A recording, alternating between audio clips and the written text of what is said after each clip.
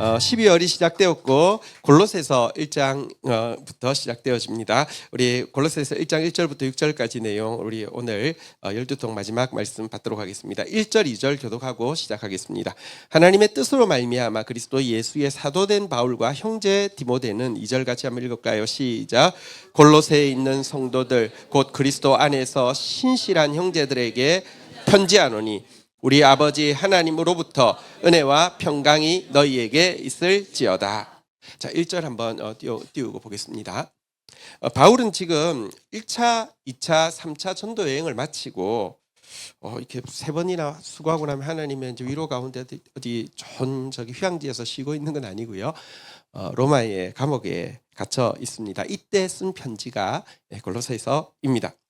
자, 그런데 이 편지의 시작에는 이제 발신자와 수신자가 나오겠죠. 첫 번째 발신자인 자신에 대해서 이렇게 이야기합니다. 한번 따라하겠습니다. 하나님의 뜻으로 말미암아 그리스도 예수의 사도된 바울.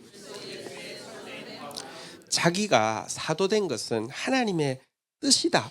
그분의 절대 주권이다.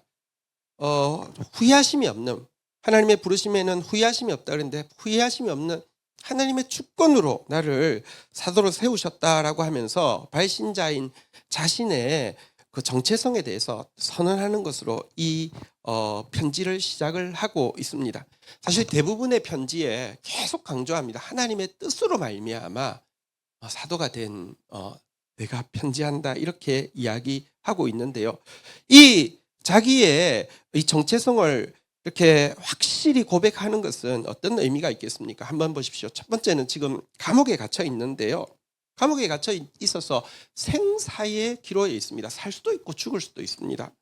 또 감옥에 갇혀 있으면 밖에서는요, 바울은 명백히 복음을 위해서 감옥에 gat혔지만 교회 안에서는 바울을 향한 비난이 없었을까요? 아니요. 성경에 보면요, 어떤 사람들은 바울의 괴로움을 더하기 위해서 바울이 감옥에 갇혀 있을 때 막 교회 안에서 막 그러는 사람들도 있습니다. 비난도 있고요.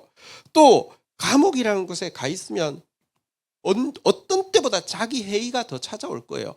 그 암울한 곳에서 뭐 할 수 없는, 아무것도 할 수 없는데 매여 있을 때 내가 지금 여기 있는 거 혹시 내가 뭘 못나서 내가 잘못해서 그런 것 아닌가, 그런 회의도 있을 거예요. 보십시오. 생사의 기로에서 또 많은 사람들의 비난과 회의의 한가운데에서 감옥에 있을 때에 그가 담대함을 잃지 않을 수 있었던 근거가 뭐냐? 그래, 그렇다 치자. 내가 못났다 치자. 내가 아무리 어리석었다 치자. 아무리 못났어도 나를 부르시고 나를 보내신 분은 하나님이셔. 이 확신이 그로 하여금 이 감옥에서도 그에게 맡겨진 사역을 감당할 수 있게 하는 근거였다는 것입니다. 또 하나님의 주권 가운데서 내가 대사로 보냄받았다, 심부름꾼으로 보냄받았다라는 것을 계속 리마인드 시키는 이유가 또 한 가지가 있습니다. 그는 3차 전도 여행을 통해서 정말 많은 교회를 세웠고 엄청나게 복음을 위해서 일했습니다. 감옥에 갇혀 있긴 하지만 그 순간을 생각하면서 그때 막 내가 그 목숨을 걸고 복음 전해가지고 막 기적이 일어나고 그래가지고 교회가 세워지고 막 사람들이 막 자기 뭐랄까요, 도치나 자기가 한 일에 대한 공로가 자기 마음을 차지하지 않을 수 있었던 이유도 뭐냐고 하면, 나는 사도라는 말이 뭐냐고 하면 따르겠습니다. 보내심을 받은 자. 그러니까 쉽게 이야기하면 심부름꾼이고 조금 더 크게 이야기하면 대사라는 것입니다. 한번 생각해 보십시오. 심부름꾼이 주인을 대신해서 아주 좋은 소식을 가지고 와서 전했습니다. 사람들이 굉장히 좋아합니다. 그러면 그 좋은 소식에 대한 공로를 심부름꾼이 마치 자기가 쏜 것처럼, 이렇게 요즘 뭐 비유를 하자면 엔비디아 지금 회장이 안 오고 대리로 누가 와서 대한민국에 좋은 소식을 전합니다 막 했는데 그게 막 자기가 한 것처럼 막 어서되면 되게 웃기는 일이잖아요, 그죠? 대한민국 대사가 요즘 문제가 많이 되는 공적 개발 원조, 그러니까 ODA를 어떤 가난한 나라에 이제 전달을 하면서 마치 자기 돈 주는 것처럼 막 으스대면서 당연하게 뭔가 반대급부를 그 가난한 나라로부터 요구한다고 하면 그건 정말 그건 징계받아야 되는 거잖아요, 그죠? 바울은 항상 기억합니다. 나는 하나님의 심부름꾼이야. 나는 하나님의 대사야. 나를 통하여서 좋은 일이 일어나도 하나님이 좋은 일을 주셨기 때문에 좋은 일이 일어난 것이지. 영광은 하나님이 받으셔야 하고 존귀함은 하나님이 받으셔야 이게 언제나 그의 마음속에 있었기 때문에 보십시오. 아무리 못났어도 하나님이 날 보내신 것입니다. 아무리 잘한 일도 하나님이 하게 하신 것입니다. 이게 그의 평생에 떠나지 않았기 때문에 그는 끝까지 변함없이 하나님 앞에서 소중한 하나님의 동역자로서 일할 수 있었다는 것입니다. 자, 이렇게 발신인을 자기를 이야기하면서 근데 여기 뒤에 보니까 한 게 재밌는 게 붙어 있는데요. 발신인이 한 명입니까? 두 명입니까? 두 명이죠.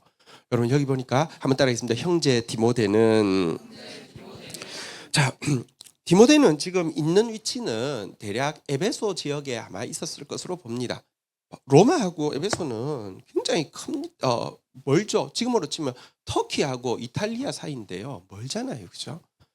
그리고 지금 멀어서 같이 편지 쓰는 거 아니잖아요.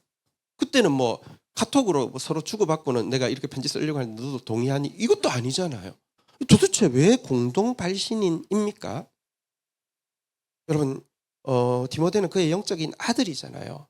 그리고 지금 그가 옥에 갇혀 있는 상태에서 자기를 대신해서 세워진 모든 교회들의 영적 리더십을 행사하는 권위자이잖아요. 그죠? 근데 그를 사실 자기는 이 감옥에서 결국은 이제 또 순교를 하잖아요. 그죠?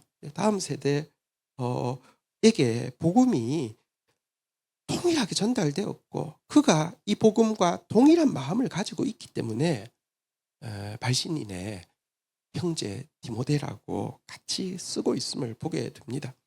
사실 어떤 의미에서 바울은 이 하나님께서 자기에게 주신 바른 복음이 디모데를 통하여서 다음 세대에 이어지고 있다는 것이 옥에 갇혀 있으면서도 받은 놀라운 위로가 아닐 수 없었을 것입니다. 우리 시편 이제 묵상하면서 이 다윗이 노년에 고백했던 내용 우리 한 개만 되돌아볼까요? 시편 71편 18절에 한번 보면요. 같이 한번 읽어보도록 하겠습니다. 시작. 하나님이여 내가 늙어 백발이 될 때에도 나를 버리지 마시고 내가 주의 힘을 후대에게 전하고 주의 능력을 장래의 모든 사람에게 전하기까지 나를 버리지 마소서. 바울도 지금 백발이 되어서요. 지금 감옥에 갇혀서 마치 버림받은 같은 느낌이지만 그는 하나님의 능력을 그의 복음의 후대인 디모데에게 당당히 전했습니다. 주님의 능력을 그의 다음 세대의 사역자인 디모데에게 전했습니다. 그게 그에게 큰 위로가 되었죠. 복음은 다음 세대에게 전해져야 되는데요. 오늘 마지막 날 특별히 우리 청년부가 찬양을 맡아서 이렇게 해서 너무너무 기분이 좋고 굉장히 행복합니다. 네, 다음 세대 교회 같습니다. 네, 그리고 사실 이제 이번에 기간 동안에 이제 금식하면서 하나님 앞에 기도하는데 제가 이제 금식하지만 이렇게 뭐 사역자들한테 이렇게 뭐 며칠 금식하느냐 물어보지를 않았습니다. 왜냐고 하면 며칠 금식해 물어보면 약간 그잖아요. 그게 좀 뭐 며칠 이상 해야 될 것 같은 부담이 들 수도 있잖아요, 그죠? 근데 제가 어저께 그냥 한 번도 안 물어봤는데 뭐 이렇게 이제 저도 이제 6일이니까 이제 하루 걸러 하루가 이제 금식인데 식사 시간 때 밥 먹으러 갑시다 하면 꼭 누가 금식한다고 하고 누가 금식한다고 해서 얘들 엄청 금식 많이 하는 거 아니야 그래가지고 어저께 확인해 보니까 거의 우리 강사님들도 거의 6일씩 이렇게 다 금식을 했더라고요. 그래서 제가 엄청 미안하진 않습니다. 왜냐하면 자기들이 결정한 거예요. 저는 전혀 압력을 가한 적이 없고요. 또 사실은 금식하면 자기가 좋거든요. 진짜 하나님 앞에 가난해 보십시오. 하나님 주시는 부유함이 얼마나 큰데요. 근데 어쨌거나 같은 마음으로 복음을 위해서 이렇게 막 애쓰고 있는 동력자들이 있어서 제가 얼마나 감사했는지 모릅니다. 어쨌든 이 발신자가 나왔고요. 2절에 수신자 이야기가 나오네요. 수신자 이야기 한번 보도록 하겠는데요. 수신자는 누구입니까? 한번 따라하겠습니다. 골로새에 있는 성도들. 자, 그런데 이 골로새에 있는 성도들 이 수신자인데요. 여기에 한번 따라하겠습니다. 신실한 형제들.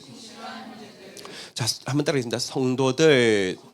신실한 형제들.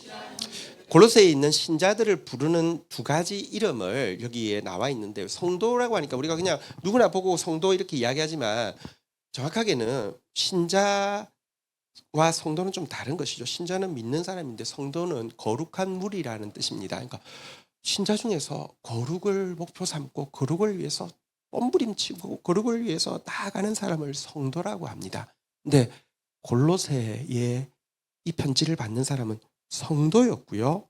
또 한 가지는요, 그리스도 안에서 신실한, 그러니까 변함없는 사람들이 이 편지의 수신자다라고 이야기를 하고 있습니다. 한번 보십시오. 이 두 가지 호칭 한번 다시 따라하겠습니다. 우리 그 숫자를 맞추기 위해서 거룩한 무리들, 신실한 형제들. 여러분 예수를 믿었습니까? 그렇다고 하면 우리의 이름은 반드시 거룩한 무리들이라고 불림받아야 하고요, 신실한 형제들이라고 불림받아야 합니다. 여러분을 보면서 자꾸 거룩해져 간다고 사람들이 느껴야 하고요, 여러분을 보면서 어떻게 저렇게 신실하지 하고 의문을 가져야 한다는 것입니다. 이게 우리의 사실은 정당한 그리스도인의 호칭입니다. 그리고 이 두 이름은 서로 뗄래야 뗄 수 없습니다. 진짜 거룩한 사람은요, 교회에서는 거룩한 척 하는데 직장에 가면은, 집에 가면은 전혀 거룩하지 않다고 하면, 그러니까 신실함이 없다고 하면 그 거룩한 거 아니잖아요. 그죠? 또 그리스도에게 신실하게 붙어 있어야지만 거룩함이 나오잖아요. 그래서 신실함과 거룩함은 뗄래야 뗄 수가 없습니다. 여러분, 우리 정말 거룩한 무리 되기를 바라고 그리스도 안에서 신실한 형제 되기를 주의 이름으로 축원드립니다. 그 사람에게만, 이 수신자잖아요, 그죠? 말씀이 자꾸 들어갑니다. 어쨌든 우리 함께 거룩해지십시다. 함께 신실해지십시다. 우리 12통 쉽지는 않죠. 그렇지만 이 시간을 통해서 우리가 신실을 훈련하는 거잖아요, 그죠? 그러니까 하루면은 누구나 할 수 있을 것 같아요, 그죠? 한 이틀 또 누구나 할 수 있을지 몰라. 두 주간은 쉽지 않은 시간이었습니다. 그래도 이 시간을 막 몸부림치는 거, 이게 여러분들 이 그리스도 안에서 신실한 형제로 자라가는 시간이었습니다. 너무 잘하셨습니다. 중간이지만 박수 한번 서로 또 한번 축복하겠습니다. 네. 오늘날 많은 신자들이 왜 이 지경이 되었을까요? 거룩함이 목표가 아니었습니다. 사실 예수 안에서 예수 믿고 복 받는 게 목표가 되었기 때문에 점점 이권에는 더 관심이 많아지고요, 점점 거룩한 모습은 없어지고 있기 때문입니다. 또 잠시는 은혜 받았을 때 진짜 우리 그 사람들도 간증시키면요, 은혜 받은 경험을 이야기하면 명백히 은혜 받은 거예요. 명백히 중생의 경험도 있어요. 근데 왜 이렇게 되었을까요? 진짜 신실을 추구하는 마음이 없었기 때문입니다. 하나님은요, 신실하고 거룩하신 분이십니다. 근데 우리는 왜 반대가 되었을까요? 호세아서 11장 12절에 보면 이런 단식이 있는데요. 호세아서 11장 12절 하반부에 보니까요, 한번 따라하겠습니다. 유다는 하나님 곧 신실하고 거룩하신 자에게. 하나님이 어떤 분이라고요? 신실하고 거룩한 분이에요. 그런데요, 한번 따라하겠습니다. 정함이 없도다. 우리 이런 참 비참한 유다 같은 신자 되지 않고 주님 보실 때 골로새 성도같이 거룩하고 신실한 말씀의 수신자 되기를 주의 이름으로 축원드립니다. 자, 3절 같이 한번 읽도록 하겠습니다. 자리가 하나도 없을 정도로 많이 오셨네요. 오늘 너무 축복합니다. 자, 3절 같이 한번 읽겠습니다. 시작. 우리가 너희를 위하여 기도할 때마다 하나님 곧 우리 주 예수 그리스도의 아버지께 감사하노라. 자, 이제 그 편지를 시작하면서 제일 먼저 이야기하고 있는 것은 바울이 또 디모데가 또 함께하는 전도팀이 골로새의 신자들을 위해서, 거룩하고 신실한 신자들을 위해서 항상 기도하고 있다는 내용과, 그리고 기도할 때마다 항상 감사하고 있다는 말을 먼저 하고 있는 부분을 좀 보겠습니다. 사실 여러분, 바울과 바울 전도팀이 하는 일이 뭐냐고 하면요, 항상 기도하는 거였습니다. 그 기도는 중보기도죠. 그 교회들을 위해서 항상 중보하는 사람들이었습니다. 그리고 그 중보의 가장 강력한 부분, 가장 핵심적인 부분은 감사가 차지하고 있었음을 우리가 보게 됩니다. 이렇게 생각할 수 있잖아요. 골로새 교회는, 혹은 또 뭐 에베소 교회는, 혹은 바울이 뭐 아주 많이 사랑하는 빌립보 교회는 너무너무 감사할 게 많으니까 그렇겠지. 마게도냐 교회는 너무나 감사할 게 많아서 그렇겠지. 그렇게 생각할 수 있는데 꼭 그것은 아닙니다.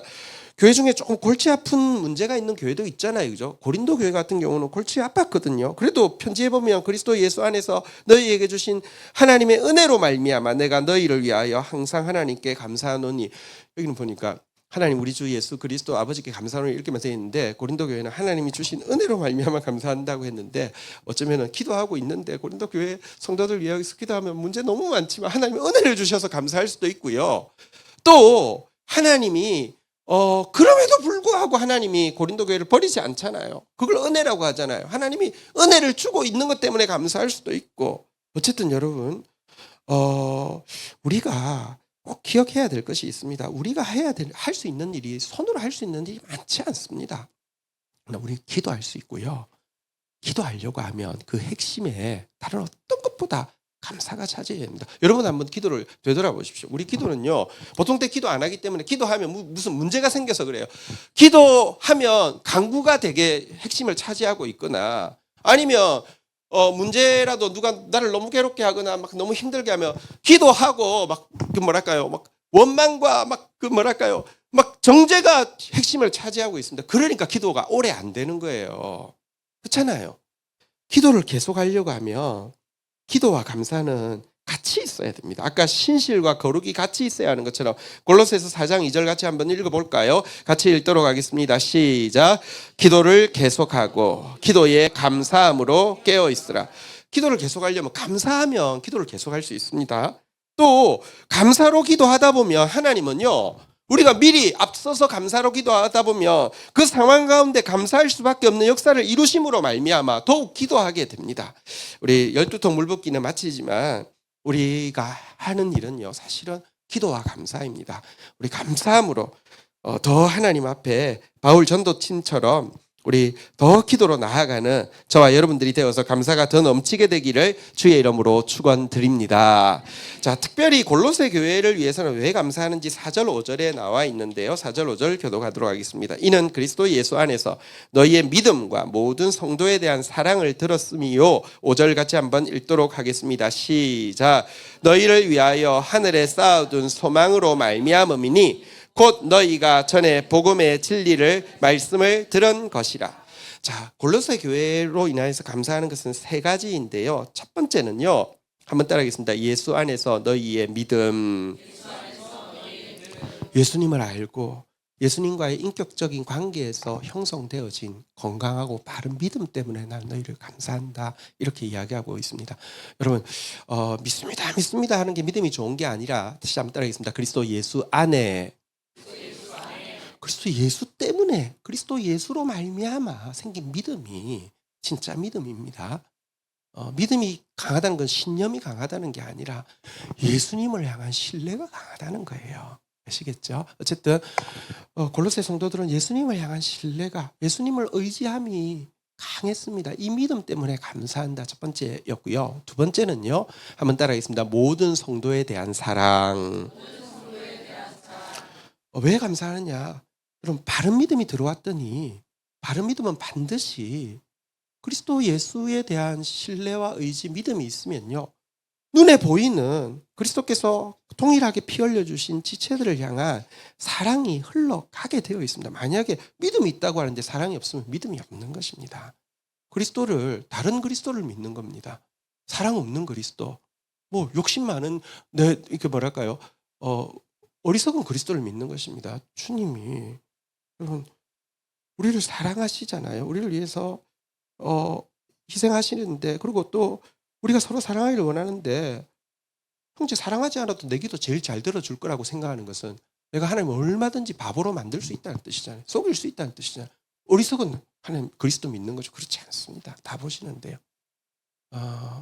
너희들이 그리스도로 말미암은 그 건강한 믿음, 그것 때문에 또 모든 성도를 향한 참 아름다운 사랑의 소식. 그리고 5절에 한 가지가 더 나오네요. 한번 따라하겠습니다. 하늘에 쌓아둔 소망. 하늘에 쌓아둔 소망을 붙잡는 모습. 여러분, 신자는요, 믿음이 생기게 되면, 예수 그리스도에 대한 믿음이 생기게 되면 더 이상 땅의 것이 중요하지 않다는 것이 아니라 땅의 것만을 보고 살지는 않고요. 위의 것을 보게 되고요.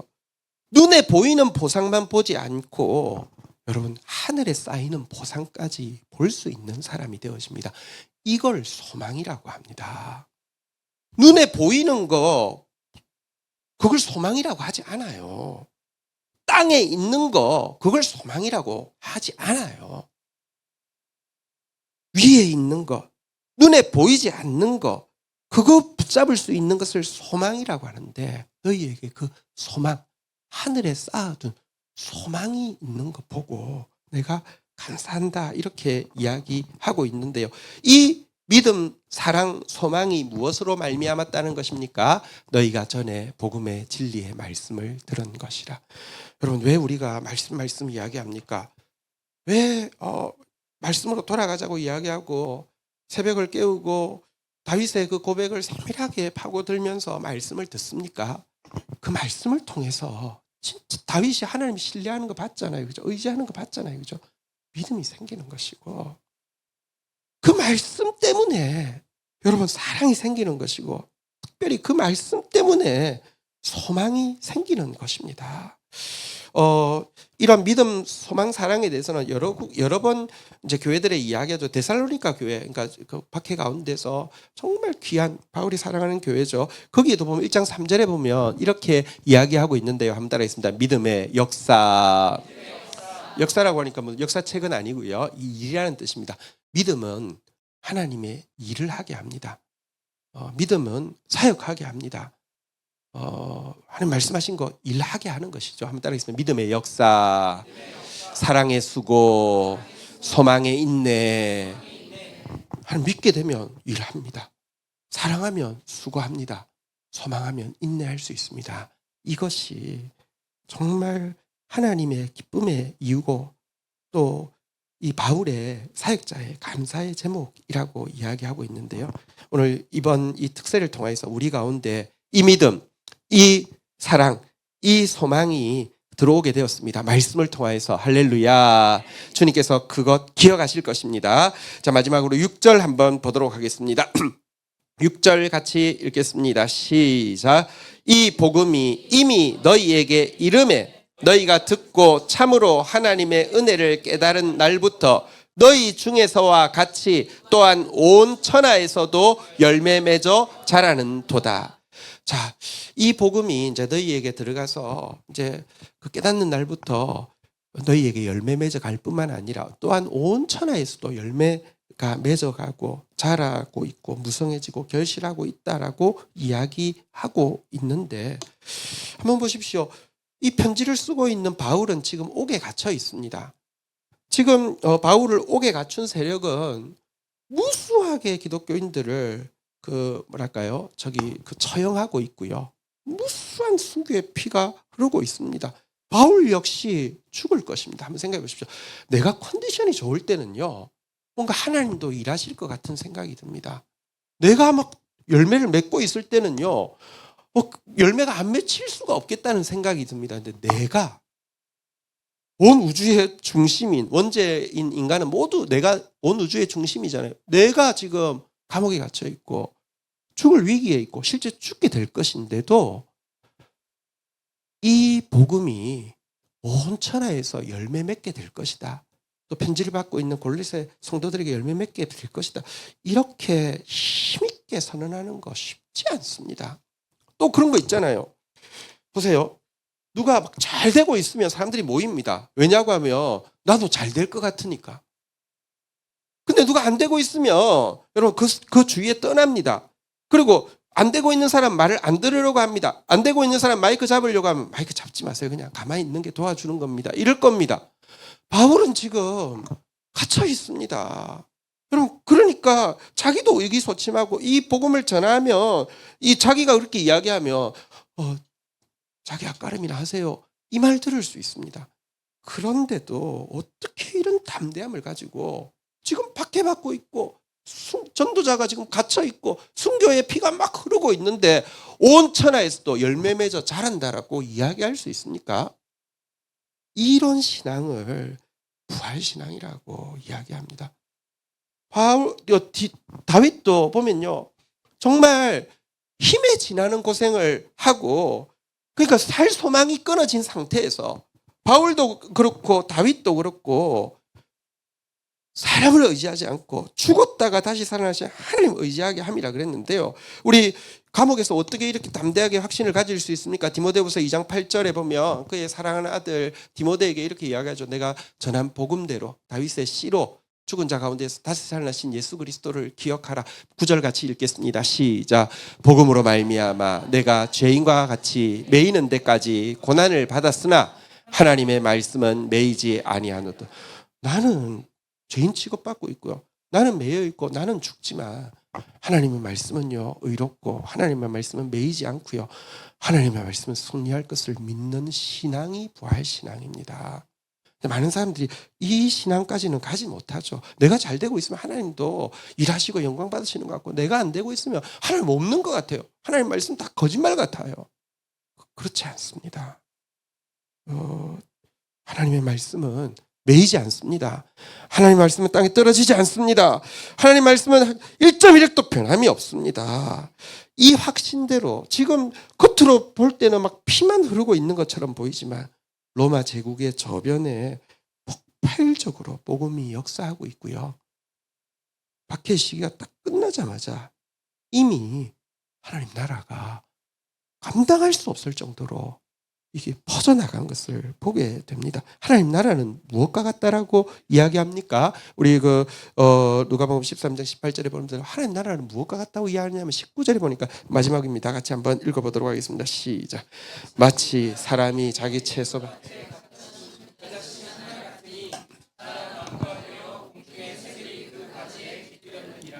한번 따라하겠습니다.